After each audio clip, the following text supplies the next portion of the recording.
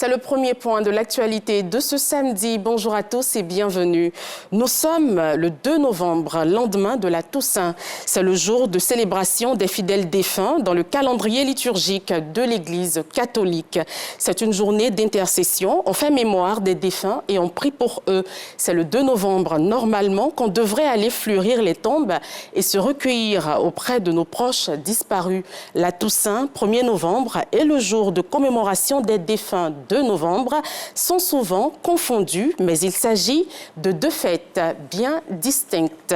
Et justement, parlant de la Toussaint, la communauté chrétienne catholique de Côte d'Ivoire l'a célébrée hier vendredi, une célébration qui honore les saints et les martyrs, connus ou non. La fête de la Toussaint témoigne de l'espérance chrétienne devant la mort. Nos reporters ont sillonné le district d'Abidjan. Jean-Marc Djadji. Messes et prières ont animé cette célébration de la Toussaint. Dans différentes paroisses du district d'Abidjan, les fidèles chrétiens ont honoré tous les saints, connus ou inconnus, dans le respect de la liturgie. À la paroisse Notre-Dame de la Tendresse de la Riviera Golf à Cocody, la communauté commémore ces personnes sanctifiées par l'exercice de la charité, l'accueil de la miséricorde et le don de la grâce divine. C'est une occasion pour nous d'être en contact direct avec notre Seigneur et surtout de demander aux saints de prier pour nous et d'intercéder auprès de notre Dieu. La fête de la Toussaint est d'abord une célébration dans l'Église qui nous rappelle toutes les dimensions de l'Église, l'Église des vivants et l'Église triomphante de ceux qui sont dans la gloire de Dieu. C'est donc une occasion de travailler à notre vie chrétienne pour qu'un jour nous soyons comptés au nombre de ceux qui sont dans la présence du Seigneur.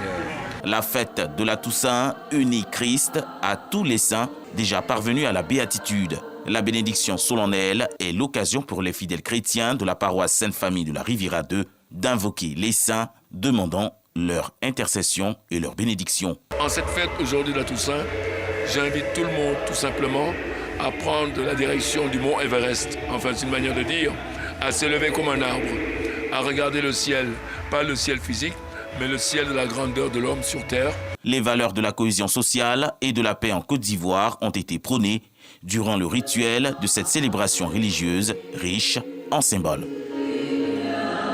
Après la messe du 1er novembre, les fidèles se rendent dans les cimetières pour déposer bougies, gerbes de fleurs et également formuler des prières pour le repos de l'âme des disparus. Les défunts enterrés au cimetière du village de Blocos ont eu droit à ces rituels. Dans ce reportage que vous allez voir, Ami Diarasouba et Kini Bois-Jacob ont suivi quelques familles. 1er novembre, l'Église catholique célèbre la Toussaint.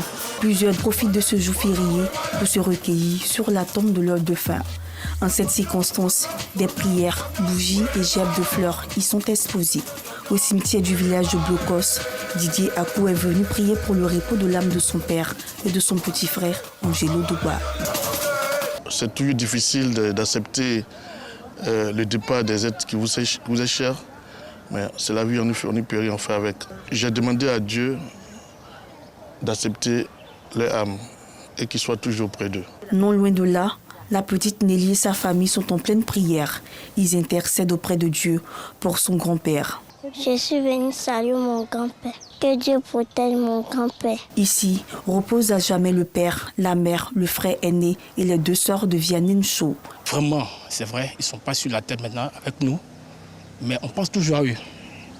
Et nous leur demandons aussi, parce qu'ils sont alliés, qu'ils nous donnent aussi assez de force. Le révérend père Joseph Adomo Mobio, curé de la paroisse Saint-Pierre de Blocos, donne le sens de cette célébration et formule des prières pour la Côte d'Ivoire. Le 1er novembre, c'est l'église militante Les Vivants qui remercie Dieu de savoir que certains de leurs enfants sont dans la félicité céleste.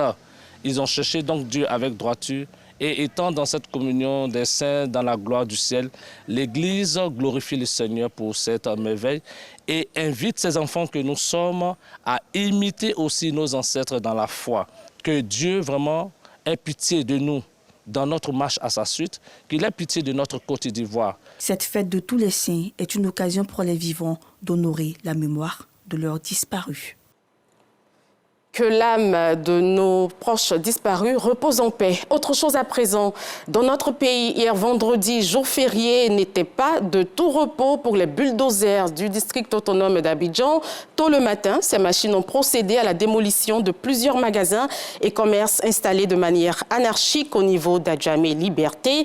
Une opération qui s'inscrit dans le cadre du programme d'assainissement du district. Selon les équipes, cette opération vise à redonner à la commune d'Adjamé son lustre d'antan. Jusqu'au 14 novembre prochain, la Marine nationale ivoirienne est officiellement engagée dans les activités de sécurisation au titre de la 7e édition multirégionale du Grand African Nemo. 2 navires de guerre ont été choisis pour participer aux simulations dans la zone maritime allant du Sénégal à l'Angola. 55 unités navales vont également y participer. L'information a été publiée par le vice-amiral Nguessan Kwame Célestin, chef d'état-major de la Marine nationale. Walter Amadou Ouattara nous en dit plus. Depuis 2018, Grand African Nemo rassemble un nombre important de moyens militaires. C'est un exercice de partage d'expériences en vue d'améliorer le niveau opérationnel de 55 unités navales dans la lutte contre la piraterie maritime. La Côte d'Ivoire est engagée dans cette 7e édition avec 2 navires de guerre, à savoir le patrouilleur de haute mer, Fatika et Espérance.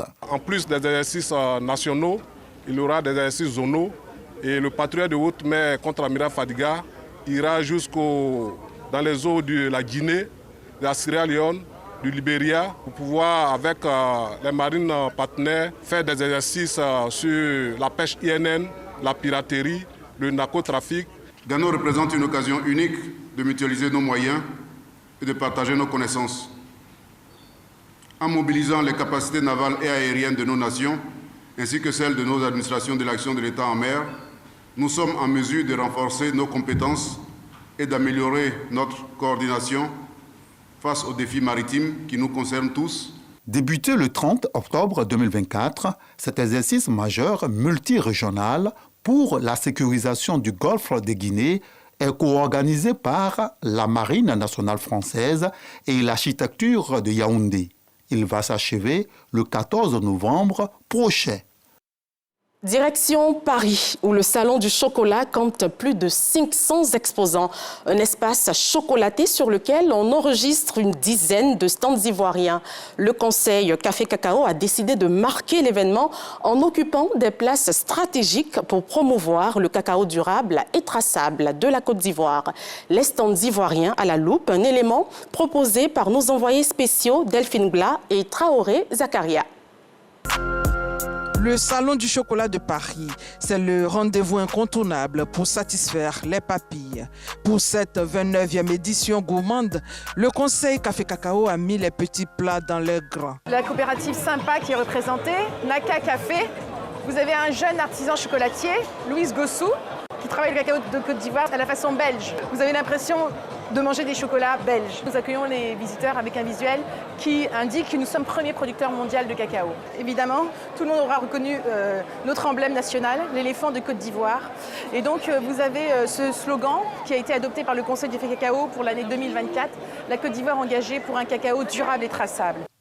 On compte plusieurs stands ivoiriens. Il y a des stands locaux qui ont été pris en charge par le Conseil Café Cacao. Cette année, on a une partie qui est avec le Conseil Café Cacao. Nous avons eu beaucoup de traders qu'on a discuté avec. On a fait beaucoup de B2B aussi. C'est une coopérative qui fait du chocolat, du café et aussi du beurre de cacao. À leur côté, une dizaine d'artisans transformateurs et de sociétés coopératives qui ont pris leur envol depuis quelques éditions. Ma spécialité, c'est du chocolat made in Côte d'Ivoire.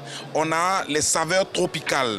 Et la deuxième particularité, c'est que je fais un chocolat d'exception par rapport au pH, à la traçabilité et à la durabilité du cacao. Le café et le cacao sont un élément du tourisme de la Côte d'Ivoire. Donc on invite les gens à venir visiter la Côte d'Ivoire. C'est une fierté pour nous d'être là, une passion et un rêve qui se réalise parce qu'on peut montrer notre savoir-faire en tant que jeunes Ivoiriens.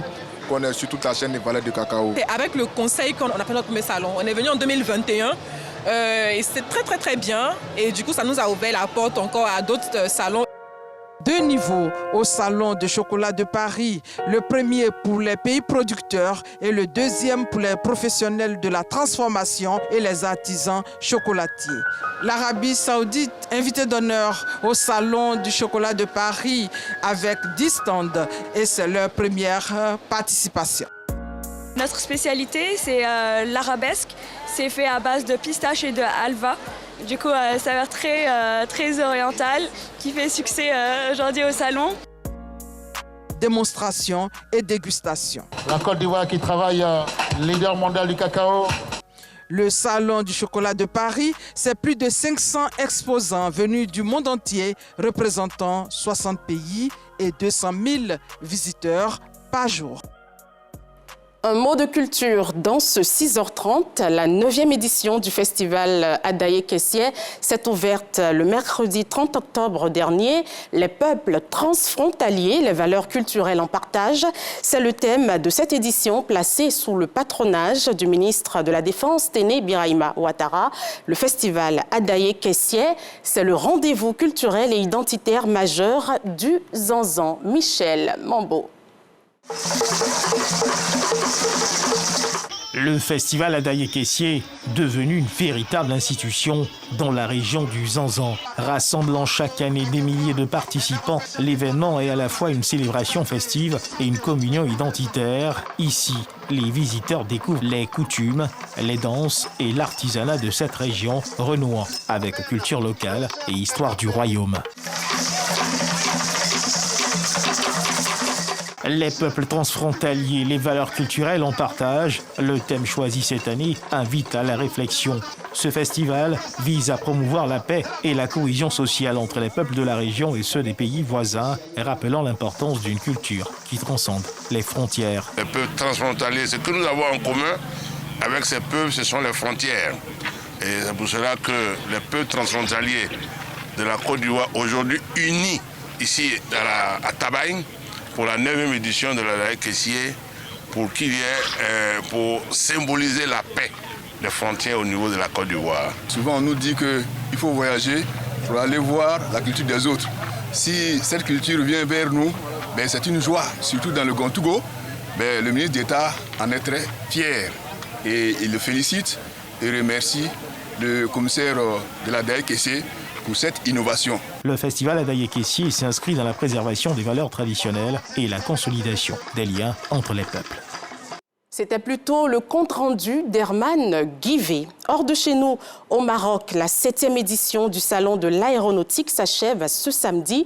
Avec plus de 200 exposants, le salon ouvert le 30 octobre a attiré des milliers de visiteurs. Le secteur aérospatial représente un pilier économique majeur au Maroc.